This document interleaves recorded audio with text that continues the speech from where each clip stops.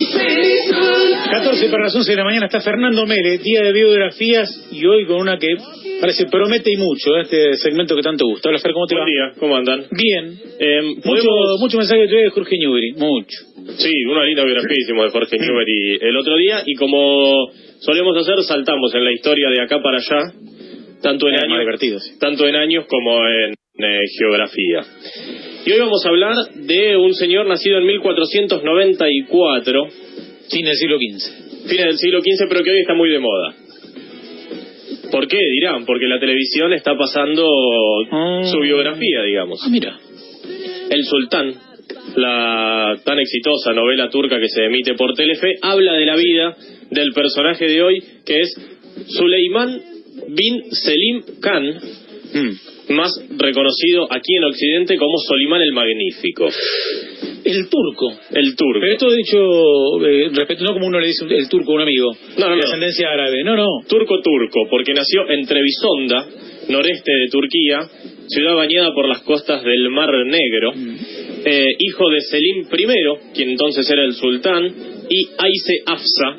Los nombres, anticipamos, van a ser muy difíciles, pero... Pobre para vos, no. En algún momento vamos a tener Te bancamos. Ayse y Hafsa presentan dos empresas de agua, una de Buenos Aires y otra de acá. Sí. Del sudeste podría ser, por ejemplo. Sí. A los 7 años lo envían al palacio de Topkapi, que era el centro administrativo del Imperio Otomano, a estudiar.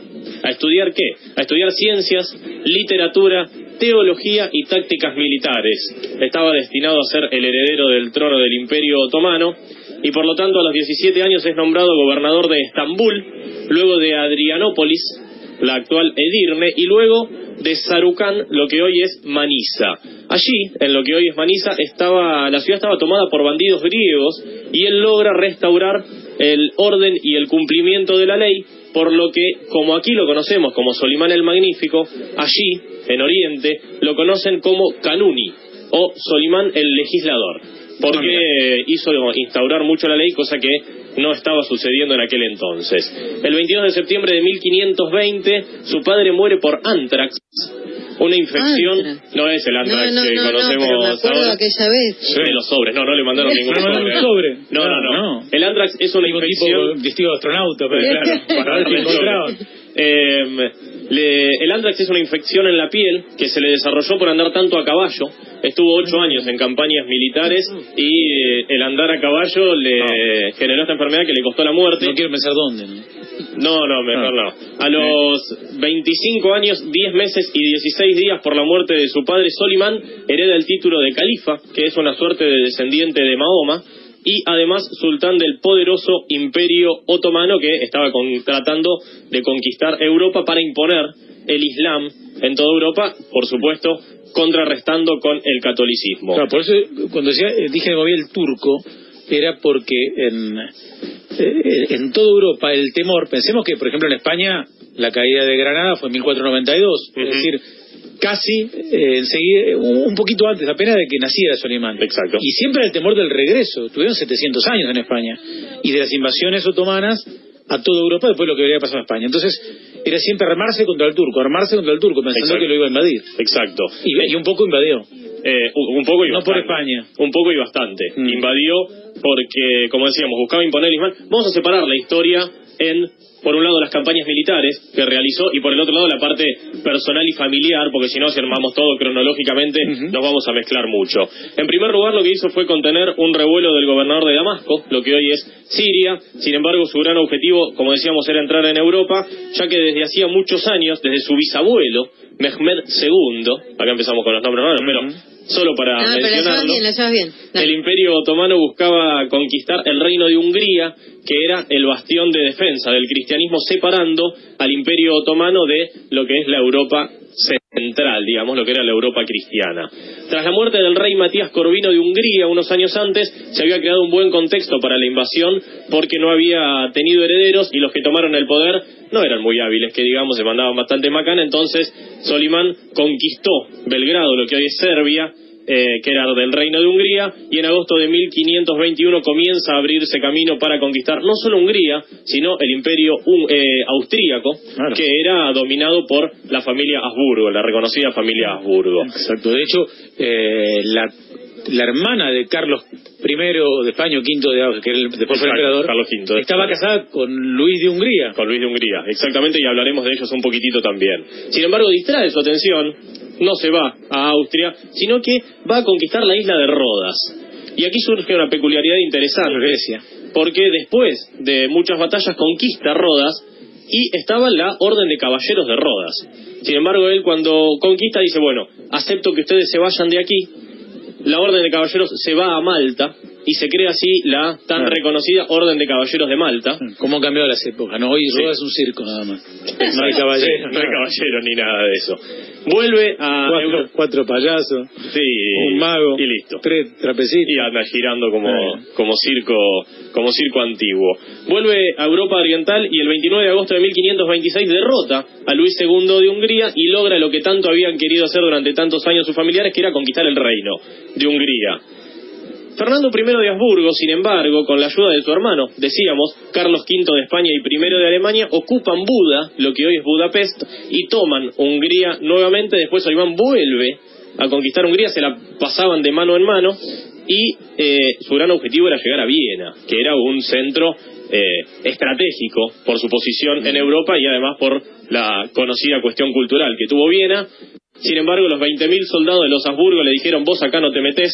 En 1532 intenta nuevamente conquistar Viena, cosa que vuelve a fracasar. Son las 2 primeras derrotas de Solimán, y esto genera que en 1541 se divida el reino de Hungría, gracias a Solimán, que se queda con la gran llanura húngara, gran parte de lo que hoy es Hungría, y Fernando de Habsburgo se queda con lo que hoy es Croacia y Eslovaquia, y se fija más o menos una paz entre el Imperio Otomano y el Reino de Hungría. Luego de intentar conquistar Europa, tiene amenazas por otro lado, porque en su costa oriental la dinastía safávida del Imperio Persa, que venían por el otro lado, que hoy es Irán, digamos, lo estaban amenazando, y envía a su gran visir, se llama, de quien vamos a hablar en un ratito también, Ibrahim Pasha, a tomar una ciudad de Turquía y una de Irán, y un año después se une a él, entrando a Bagdad triunfante y coronándose así como el gran líder del mundo islámico. Es como que la toma de Bagdad hace que él sea el gran califa, digamos, lo termina de coronar de esa manera. Vuelve a Europa para luchar otra vez contra Carlos V. Creo que han sido sus grandes rivales mutuamente. Carlos V y Solimán han sido entre sí los grandes rivales. Con un problemita que tenía Carlos V, que Francisco I de Francia, que era el vecino, arreglaba un poquito con Solimán. Exactamente. Él se alía ¿Por qué pareció con la realidad? No, claro. No, eso era no pasa. coincidencia. Eso no Pura pasa. coincidencia. Decíamos, se alía a Francisco I de Francia para luchar contra Carlos V, que estaba aliado con Enrique VIII de Inglaterra. Que era el tío, fue un pariente. Eran todos parientes, exactamente. Para conquistar esto, contrata a un señor que tenía mucha experiencia en barcos, Khayr ad-Din, más conocido en Europa como Barbarroja. Barbarroja era la actriz. Georgina no. Barbarroja forma una tropa, de una flota, mejor dicho, que equivale a toda la de las potencias europeas juntas.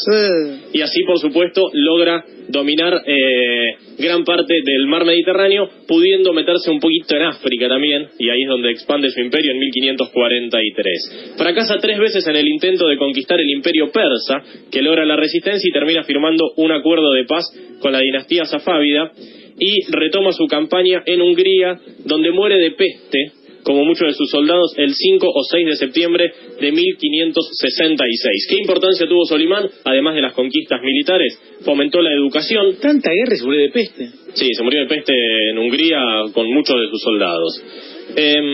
Fomentó la educación, hizo que la educación sea casi gratuita en su reino, y además la cultura y las artes, porque era mecena de unos 600 artistas. Si les parece, nos metemos un poco en la historia familiar de este señor que amerita una novela. Está muy bien hecha la novela, y a vos que te gustan las cosas que te encantan, Natalia, escucha. Tenían, por supuesto, harenes, que eran el conjunto de mujeres que servían a los personajes importantes. Su primera consorte, su primera mujer, fue Mukerem, que no tuvo mucha importancia porque no podía darle hijos, entonces la descartó rápidamente. Su segunda consorte fue Majide Bram, que entró en el harén de Solimán a los 14 años. Era una niña. 8 años antes de que él sea nombrado sultán, con quien tuvo 2 hijos y 2 hijas. 4, bien. Bien. La tercera consorte fue Hurrem, conocida como Roxelana, y se la conocía así porque era de origen ucraniano y fue la primera esposa legal de Solimán, y con él pero acá tuvo... Sí, no, ahí estaba libre. Bueno, él se enamoró de Roxelana profundamente. Claro, el otro no fue amor. No era amor. Pero tuvo 4 hijos. Le daba hijos. Sí, y además tenía muchas otras. Hombres y mujeres. En los harems ahí pasaba absolutamente... ¿Hombres también? Hombres y mujeres, sí, pasaba absolutamente de todo. No se inventó nada. Desde el Imperio Romano para acá no se inventó nada. Nada, internet nada más. Roxelana, junto con Roxelana, tuvo 6 hijos, 5 varones y 1 mujer. Además de su harén, tenía su gran visir. El gran visir era una suerte de primer ministro, que era como la mano derecha del sultán. Su gran visir fue Ibrahim Pasha, que era un esclavo de origen griego, quien él conoce cuando se va a estudiar a Estambul, y en 1523 lo nombra gran visir, y era como su gran hombre de confianza, su mano derecha. Sin embargo, cuando él lo envía al imperio persa a defender todas sus cuestiones militares en el imperio persa, porque él estaba en Europa, el señor parece que se toma algunas atribuciones de más. Parece que se hace hacer algunas estatuas. El visir. Parece que se comió un poquito el personaje, tuvo algún tipo de delirio de grandeza, y a eso no le gustó, por supuesto. Lo opacaba, obvio. En 1536 aparece misteriosamente muerto en el palacio de Topkapi. Todo un equivoco. Y en su lugar nombra a un nuevo gran visir, que es Rustem Pasha. ¿Qué sucede? Alguien tiene que heredar el trono. Ya cuando empieza a ponerse grande Solimán, empiezan a haber cuestiones que... ¿Quién se va a quedar con el imperio otomano? Exactamente. Para 1550 tenía vivos a 4 hijos varones, que eran, por supuesto, quienes podían heredar el trono. Bueno, hay que ver cuál era el más potable ahí para está. Vamos para esa cuestión. Mustafa era el hijo más grande de él, el legítimo heredero del trono, que era el único hijo que había tenido con Mahidevran, que estaba vivo. Y tenía otros 3 hijos, Selim, Bayezid y Sihangir. Vamos a cada uno de ellos. Roxelana, que era la madre de estos 3 últimos, quería que uno de sus hijos, Mustafa, no de la otra, quede como rey. Por 2 cuestiones. Era una mujer con gran ambición, y además, para que no haya peleas entre ellos, a todos los hijos del sultán que no fuera nombrado sultán, que no herede el trono, se los mataba. Para que no haya reclamos posteriores. Entonces, a todos los que no eran sultanes, nos vimos. ¿Qué pasa? O sea, que jugabas entre ser rey o ser boleta. Claro. Exacto. No podía ser a media agua. No. Rey o nada. Roxelana era muy aliada a Rustem Pasha, la mano derecha del sultán. Entonces hacen una estrategia muy interesante. Escuchen lo que hicieron. Rustem Pasha le dice a Solimán que Mustafa, su hijo y legítimo heredero del trono, quería matarlo para quedarse con el trono del Imperio Otomano. Eso es lo que dice, que absolutamente era mentira. Mustafa le dice a Solimán, mejor dicho, Rustem Pasha le dice a Mustafa que su padre quería que combata con él en las fuerzas. Entonces, ¿qué pasa? Mustafa va con el padre. Hablaban poco entre ellos. Sí. Hablaban bastante poco, sí. Chocho va a unirse a las fuerzas de su padre suponiendo que estaba yendo a matarlo. Por supuesto, los soldados, los eunucos de Solimán, absolutamente sí. Aquellos que quieren ver el final de la novela, apaguen la radio porque les estoy contando el final. Mustafa entra a la tienda de su padre convencido de que iba a ayudarlo en sus combates militares, y lo terminan matando. Porque su padre sospechaba que lo estaba yendo a matar a él. Quedaban 3 posibles herederos entonces, los 3 hijos de Roxelana. Sin embargo, el más chico de ellos, Sihangir, murió, dicen, a causa del dolor que le generó la muerte de Mustafa. ¿Alguien muere de dolor por la muerte de otra persona? Se fue descartando ahí. ¿Alguien muere? Sí, pero no creo que sea el caso. Mueren de tristeza, de mucha tristeza. Los 2 hermanos que sobreviven, Bayezid y Selim, se enfrentan entre sí. Un duelo. Les dan una región a cada uno del Imperio Otomano para que comanden, y empiezan a formar algunas tropas. Entonces se da como una suerte de guerra civil entre ellos 2, y Selim, el mayor de los 2, apoyado por Solimán y por su ejército, derrota a Bayezid en 1559, hace que lo envíen a Persia junto con sus 4 hijos y los matan a los 5 en Persia. Entonces, tanto le terminaron todos muertos. Todos, quedó absolutamente. Selim II es quien se queda con el trono al morir Solimán el 5 o 6 de septiembre de 1566. Tanta celebridad y se muere de peste. De peste, sí. Y sus hijos, una interesante historia, como todos contra todos se pelearon por el trono del padre, apoyados lo que es el por padre, la madre de ellos y por la mano derecha del sultán, que termina apoyando a quien finalmente se queda con el trono, que es Selim II. No se inventó nada, Digamos a la que no inventamos nada. Absolutamente nada. Estaba todo. Bueno, muy lindo, Solimán el Magnífico. Solimán el Magnífico, aquellos que están viendo El Sultán a la noche de Telefe, espero que no lo hagan más porque está el buscador a esa hora. Claro. Por eso lo cuento, para que ya les conté el final. Por eso le contamos el final. Muy bueno, Fer, gracias. Hasta el jueves. Fernando Mele trajo biografías hoy con Solimán